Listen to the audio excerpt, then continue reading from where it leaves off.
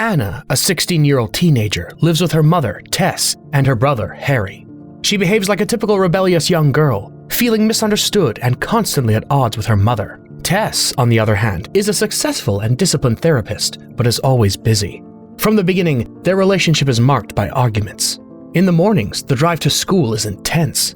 Tess asks Anna to change the music and tries to feel good, while Anna asks for permission to get a piercing and drive, a request her mother sarcastically rejects. In addition, Harry annoys Anna, and when she reacts angrily, she ends up being the one scolded. Upon arriving at school, Tess greets Stacy, who seems to be an old family friend. Anna appears uncomfortable, but Tess doesn't care. When Stacy leaves, Tess asks why they're no longer friends. Recalling that they used to play together as children, Anna simply responds that Stacy is evil and she hates her. Tess doesn't believe her and, before getting out of the car, asks her to make good decisions, as if doubting her ability to do so. Tess seems to have her life under control. She's about to launch a book and, after being widowed, is preparing to remarry. But not everything is as it seems. She is so absorbed in her work that she doesn't pay attention to what's happening around her. For example, while talking on the phone and replying to messages, she doesn't notice that she's driving the wrong way and ends up puncturing her tires on spike strips. Anna receives her English test and is surprised to see that she failed. She approaches Mr. Bates to ask about it, but he only tells her that she didn't understand the book. Anna tries to explain that she did, but he ignores her and makes it clear that the grade is final. Frustrated, Anna mutters a sarcastic comment, which gets her sent to detention. There, she trades lunch with Miss Brown, with whom she seems to have a trusting relationship, suggesting it's not her first time in that room. As she leaves, she trips and drops her things. Jake, the boy she likes, helps her pick up a guitar pick. When he asks what guitar she plays, Anna replies that it's her father's old Telecaster. Her father passed away a few years ago. After chatting for a while, Jake offers her a ride on his motorcycle, but she declines because her mother would punish her. When she gets home, she finds Harry playing with her father's guitar and chases him through the hallways to cover his head with a piece of clothing in revenge. Then she goes down to the basement, where her friends are waiting to rehearse. During rehearsal, in the garage, Anna immerses herself completely in the music and enjoys the moment. Meanwhile, in the kitchen, Tess receives Ryan, her fiancé, who surprises her with the printed copy of her book. Tess tries to listen to what Ryan wants to tell her, but the volume of the rehearsal makes it impossible. Frustrated, she goes to the circuit breaker and shuts off the switch that controls the garage light, leaving the band without electricity. Meanwhile, one of Anna's friends receives a phone call. They've gotten an audition at the House of Blues, but Anna realizes it's tomorrow, the same day as her mother's wedding rehearsal. Her bandmates are discouraged, but she promises to find a way to be there. After saying goodbye, Anna goes to her room and finds her brother with his friends reading her diary and using her underwear. She lunges at him, but he escapes before she can catch him. When she tries to slam the door, she notices it's no longer there. She storms into the kitchen where her mother is waiting. Tess, with a stern expression, tells her she spoke with the principal and knows she got in trouble twice that day. Anna ignores her and demands that she return the door, threatening to end her life if she doesn't. Tess asks her to stop joking and explain what happened. Anna tries to do so, but her mother deflects the conversation by insisting that she is the problem. Anna yells that her mother never understands her and is ruining her life before returning to her room. Later, the family goes out for dinner. Anna is upset, and Ryan tries to talk to her, but she shows no interest. Tess asks if that's the best way to get what she wants, and Anna seizes the opportunity to tell her about the audition and ask for permission to attend. But when Tess finds out it's scheduled on the same day as the wedding rehearsal, she gets angry and pulls Anna aside. Tess asks Anna to explain why she wants to go to an audition on the same day as the rehearsal. Anna tries to tell her that it's important to her, but Tess insists that she doesn't value how special that moment is. Tess then asks if her attitude has something to do with her father, but Anna changes the subject, and the argument continues. Tess reproaches her for her lack of commitment to school, and Anna sarcastically replies that she's sorry she's not perfect like everything else in her life. From the start, the relationship between Tess and Anna feels tense and full of friction, and several reasons come to mind for this. First of all, their personalities are opposite. Tess is structured and rigid, while Anna is spontaneous, relaxed, and has a more rebellious attitude. This contrast puts them in constant conflict, where neither one manages to understand the other. Without effective communication or empathy, both end up seeing each other as the antagonist in their lives. But there is something deeper than just the typical mother-teenage-daughter conflict dynamic. Behind this clash of personalities, there seems to be an unhealed wound. Anna's father died years ago, and her behavior makes it clear that the pain of that loss is still very much present, and understandably so. The death of a loved one not only has emotional impact on each family member, but it also completely reshapes the roles and dynamics at home.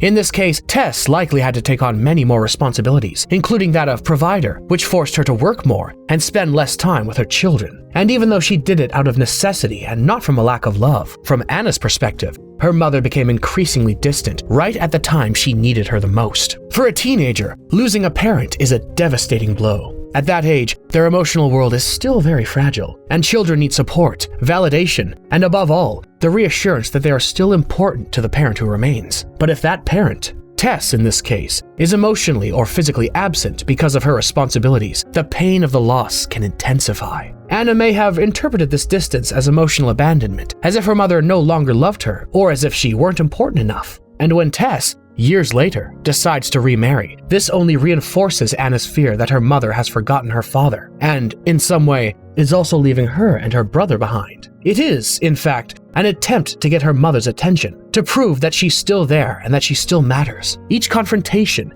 each disagreement, each act of defiance is, deep down, a cry for her to look at her, to listen to her, to realize that she needs her. The problem is, Tess doesn't see it that way. To her, Anna is simply a defiant teenager who doesn't respect her and only wants to make her life harder. Tess carries her own anxieties, worries, and frustrations, and in her exhaustion, interprets Anna's behavior as ungratefulness and lack of understanding. In response, Tess becomes more strict, more controlling, and more closed off to anything that matters to Anna. But instead of calming the situation, it only makes it worse. Anna, feeling ignored, challenges her mother in hopes of getting her attention. Tess, feeling attacked and frustrated, responds with even more control and restrictions. Both become trapped in a vicious cycle where each one reinforces the other's negative perception and behavior. The reason their relationship is so complicated doesn't come down to simply having opposite personalities. The real problem is that both are suffering, but neither knows how to express it. Neither is capable of seeing what the other is truly going through. They don't try to communicate with empathy, but rather from the belief that the other simply doesn't understand.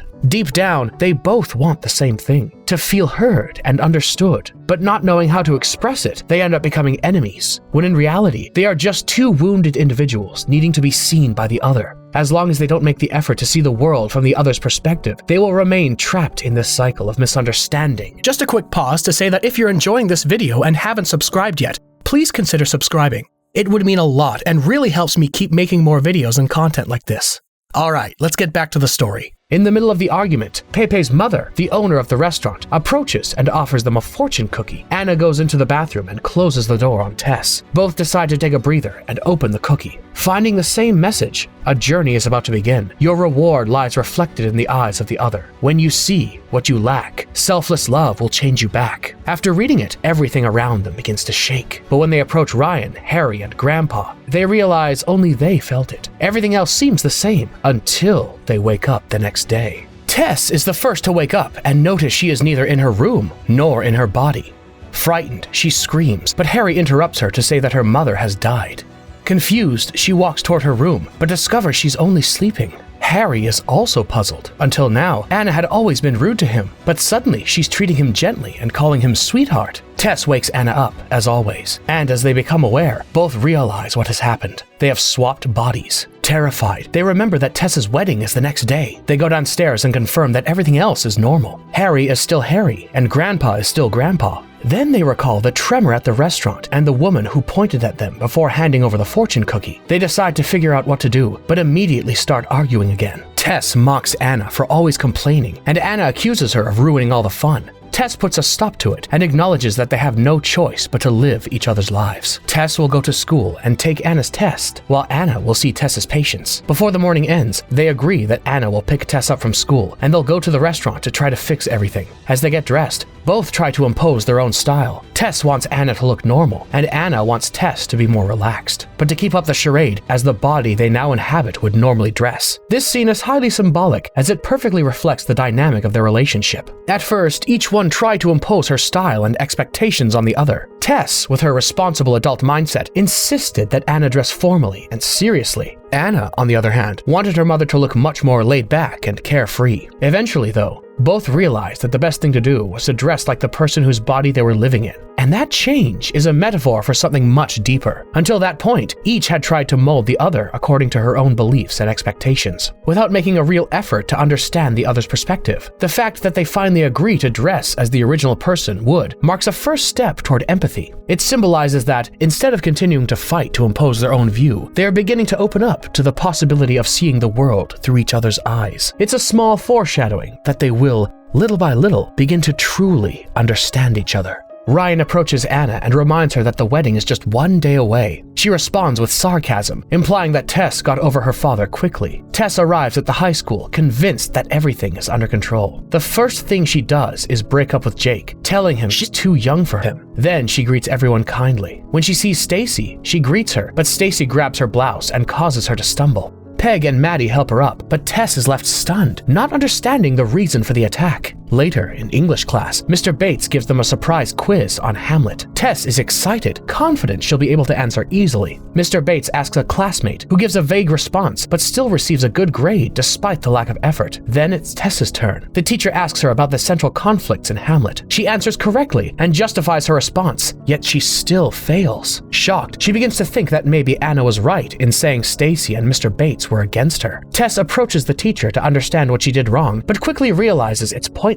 Then she remembers the name Elton Bates and finally understands the situation. In their youth, Mr. Bates had once asked her to prom, and she rejected him. Now he's taking it out on her daughter, Anna. Tess confronts him and demands he end his ridiculous grudge, or she'll report him to the school board. Her friends celebrate the victory and ask if she spoke with her mother about the audition. Tess replies that she didn't and quickly walks away, surprising them. After all, the day before, she had insisted she would attend because it was a big opportunity for the band. Tess argues with them, defending her decision. The wedding rehearsal dinner is important to her, and she wants it to be important to Anna too. Peggy pushes back and reminds her that she said herself that her mother had been ignoring her ever since she started dating Ryan. Tess looks at her in surprise. Maybe she hadn't realized how Anna really felt. On the way to the office, Anna passes by a clothing store and decides to give Tess a makeover. She doesn't just change her wardrobe, she also gets her hair and nails done, even getting the piercing she had asked her mother for. When she walks out, she feels amazing, but is quickly overwhelmed by the constant pings and notifications from Tess's devices. Once at the office, the chaos continues. The phone won't stop ringing, and without considering the consequences, Anna cancels Tess's dental appointment and the wedding banquet. The patient sessions begin. Her mother had warned her that advising without proper training was unethical, so she should just listen, nod, and ask, "And how does that make you feel?" Anna starts to realize that her mother's job isn't easy. She keeps going, but when a patient confesses that she read her daughter's diary, Anna becomes upset and scolds her. The patient, confused, leaves the office. Anna picks her mother up in the car, but Tess is annoyed because she had asked her to take a taxi. Seeing her appearance, Tess is horrified. Anna, on the other hand, tells her she looks amazing and that everyone loves her new look. Anna starts eating French fries, but Tess forbids her, concerned about her figure. However, realizing that it won't affect her in Anna's body, she indulges and enjoys them. They arrive at the restaurant and explain to Pepe that they've swapped bodies, but Pepe tells them that only they can resolve it, and only when the fortune is fulfilled. They leave the restaurant discouraged, with no idea how to reverse the situation. Anna breaks down in tears, and Tess comforts her. Suddenly, Tess's planner beeps. She has to attend a meeting at Harry's school, while Anna must return to high school to take the test. At Harry's school, the teacher tells Tess that the boy's having trouble with bullies,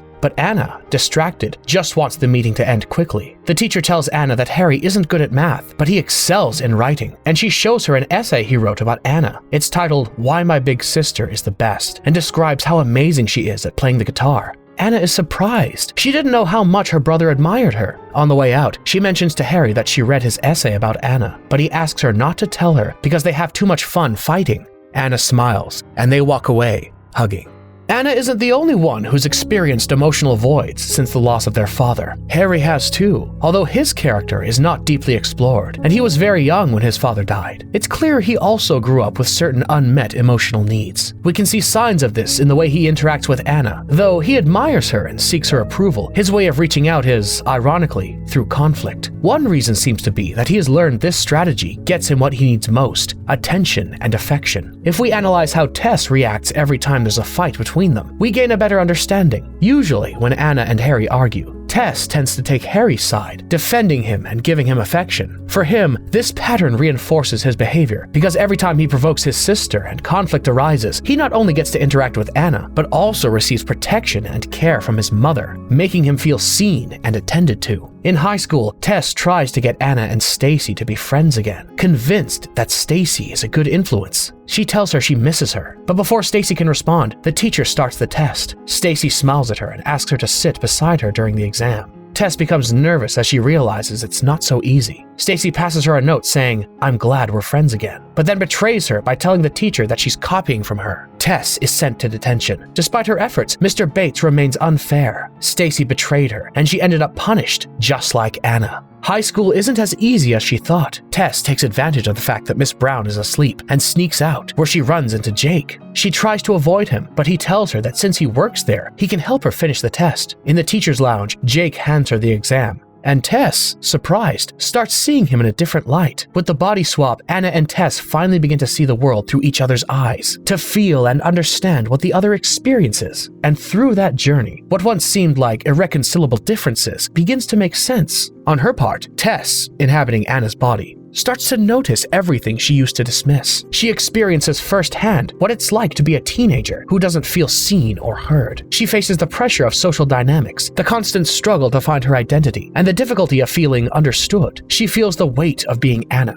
having to constantly prove she's enough, and the sense that no one takes her emotions or priorities seriously. What once seemed like exaggerations or tantrums now reveal themselves to be genuine emotions worthy of validation. She now realizes that she often misinterpreted her daughter's behavior, dismissed things that mattered to her, and unknowingly made her feel invisible. Later on, I'll highlight what Anna learns. At home, Anna runs into Ryan, who tries to hug and kiss her. Uncomfortable, she pulls away. Ryan, unaware of her reaction, tells her he has a surprise and takes her to the Dottie Robertson show so she can talk about her new book. Anna panics. She doesn't know what her mother's book is about. She doesn't even know how to pronounce the title. As she walks toward the set, she tries to calm herself, but she can't hide her nerves. Dottie introduces Tess, Anna in her body, as a renowned therapist and author of the book Through the Looking Glass, Senescence in Regression. Anna smiles nervously, but when Dottie asks her to speak about the book, all she can say is, "Yes, I wrote it." The audience laughs, and Ryan starts to worry. As the interview goes on, Anna begins to understand that the book is about adults. When Dottie asks why they're always tired, she relaxes and replies that it's because they obsess over unnecessary things like cooking and cleaning. She then adds that they shouldn't repress their emotions, but instead express what they truly feel. Back at high school, Tess finishes the test, but before leaving, she erases Stacy's answers and writes, "I'm stupid" on the front page. Jake looks at her, shocked. He never imagined Anna would do something like that. Before leaving the teacher's lounge, Tess sees Anna on the TV show and, furious, tells Jake she has to go home immediately because her mother is grounded. Jake, confused, refuses to give her a ride on his motorcycle. He tells her she seems like a completely different person, that he's disappointed by what she did on Stacy's test, and maybe,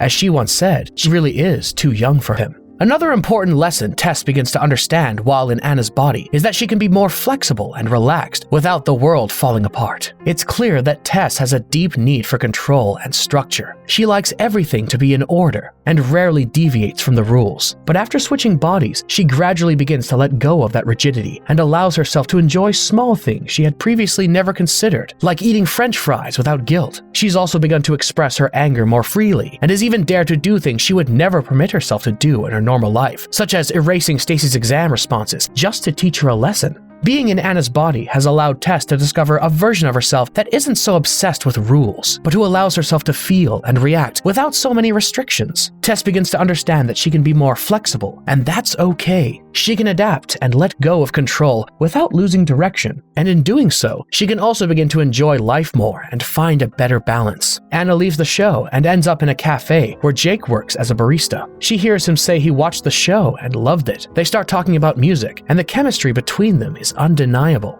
Anna lets herself get carried away, but then remembers she has to attend the wedding rehearsal. Jake tries to keep her there, but she insists on leaving. He offers to give her a ride home, and Anna, knowing she can allow herself to be in her mother's body, excitedly accepts. She enjoys the ride, hugging Jake until Ryan sees them and yells from his car. He's confused. After all, they're getting married the next day, and Tess has been acting strangely all day. When they get home, Tess is furious. Anna has disrupted her life, but Anna is only thinking about Jake and asks if she can go out with him. Tess reminds her that she's still in her body and that it would be inappropriate. Disappointed, Anna asks what they're going to do if they're still like this tomorrow. Tess confronts her, noticing her lack of excitement about the wedding. Anna dodges the topic and says she doesn't care whether she gets married or not. Ryan interrupts the conversation by arriving at the house and questioning Anna, in Tess's body, about what he just saw on the street. Her, comfortably clinging to a boy on a motorcycle. Anna is speechless, but Tess steps in and says the boy is in love with her, and since her mother wouldn't let her date him, she asked her to meet him. She adds that now that she has, she approves. Anna, thrilled, smiles and takes Ryan's arm as they head to the rehearsal. As they go down the stairs, she whispers a thank you to Tess. Tess hears a strange noise and, looking out the window,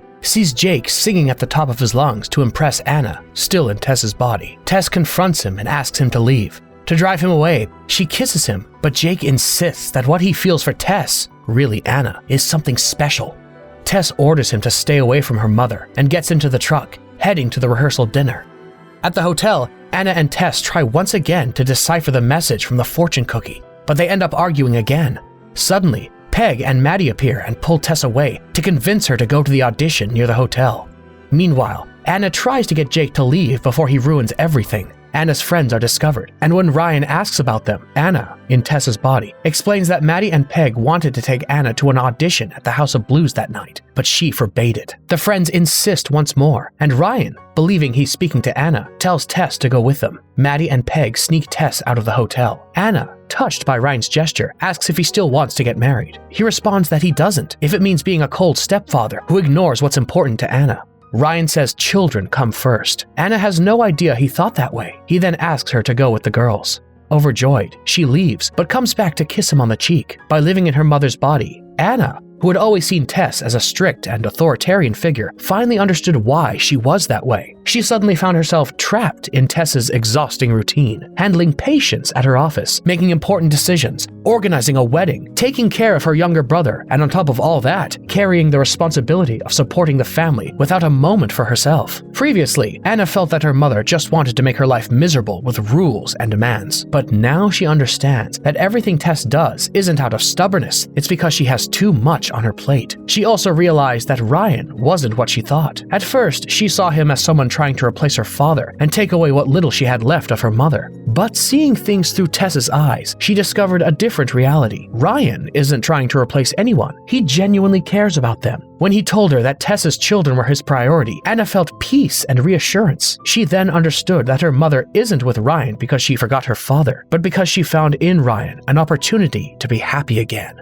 Both Anna and Tess begin to realize that they were wrong about what they assumed about each other. Anna believed her mother was just a rigid figure who didn't understand her, and Tess thought her daughter was just a rebellious teen who didn't value anything. But the reality was much more complex. Both were suffering and longing for validation from the other, but neither knew how to express it. Tess and the band get ready for the audition. She panics. She doesn't even know how to hold the guitar. Maddie and Peg try to calm her down, assuring her that no matter what happens, they'll still be her friends. Tess takes a deep breath and agrees to play. When the band is announced, the stage lights come on, and Tess can't control her nerves. She tries to play, but is completely lost. She flees backstage in horror, where Anna reassures her and confesses that the guitar isn't even plugged in. She just has to pretend to play. Anna's solo moment arrives, and the band turns to Tess to signal that it's her turn. She's confused, but Anna has everything under control. She connects a guitar and plays with precision and intensity. The crowd gets excited, and Tess, caught up in the energy, relaxes, dances, and tries to enjoy the moment. When it's over, Tess hugs Anna and tells her that her music is powerful and that playing in front of a crowd is hard. They hug joyfully. Back at the hotel, Tess asks Anna to speak with Ryan about postponing the wedding. Anna is surprised, but Tess admits that she now realizes she's not ready and may have let herself get swept up in her own happiness without thinking about Anna and Harry. Anna nods and says she knows exactly what to say. Tess cries, and Anna gathers everyone for a toast. She speaks about her father, how his loss affected the family, and how Ryan helped Tess find happiness again. Through tears, Anna says no one will ever replace her father, but Ryan can still be part of their family. When she finishes, an earthquake-like tremor shakes the room, and both return to their original bodies. The fortune is fulfilled. the spell is broken. There's a proverb attributed to North American indigenous cultures that says, "If you want to know me, walk a mile in my shoes." And Anna and Tess certainly did, both literally and metaphorically. By being forced to live in each other's bodies, they experienced firsthand what it means to be the person they once viewed with frustration and emotional distance. They discovered not only each other's differences, but also their fears, concerns, and the reasons behind their actions. And thanks to that, they achieved something that had previously seemed impossible: truly understanding one another. To truly know someone, and especially to build a strong and meaningful relationship, it's not enough to observe from the outside or assume we already understand them. We must go further, make the effort to see the world from their perspective, to understand their struggles, their emotions, and what lies behind their decisions. Because many times, when we're trapped in our own experiences and points of view, we become unable to see beyond our own needs and frustrations. How many relationships have worn down over simple misunderstandings? How many important bonds have broken because each person felt ignored, misunderstood, or unappreciated? Sometimes it seems like no one is really listening to the other, that each person believes the other doesn't care enough, that no one yields or tries to understand. And when feelings are finally expressed, we often don't listen to understand. We listen to respond, to defend ourselves, to justify our position without considering the others. But what if we tried something different? What if the next time we feel distant from someone important in our lives, instead of rushing to judge or react, we pause and try to see things from their perspective? What if, instead of listening just to reply, we listened to understand? What if, instead of focusing only on our own emotions, we tried to feel what the other person is feeling? When we do that, something changes, barriers come down, resentment fades, and space opens up for true understanding. It doesn't mean we'll always agree, but it does mean we'll be willing to see the other person with empathy and not just with expectations. Because in the end, we all want the same thing: to feel seen, heard, and understood. And maybe the key to achieving that is daring to walk, even just for a moment, in someone else's shoes. Thanks for staying until the end of the video. Don't forget to subscribe and share it with a friend who you think might enjoy it. And you and I'll see you in the next one.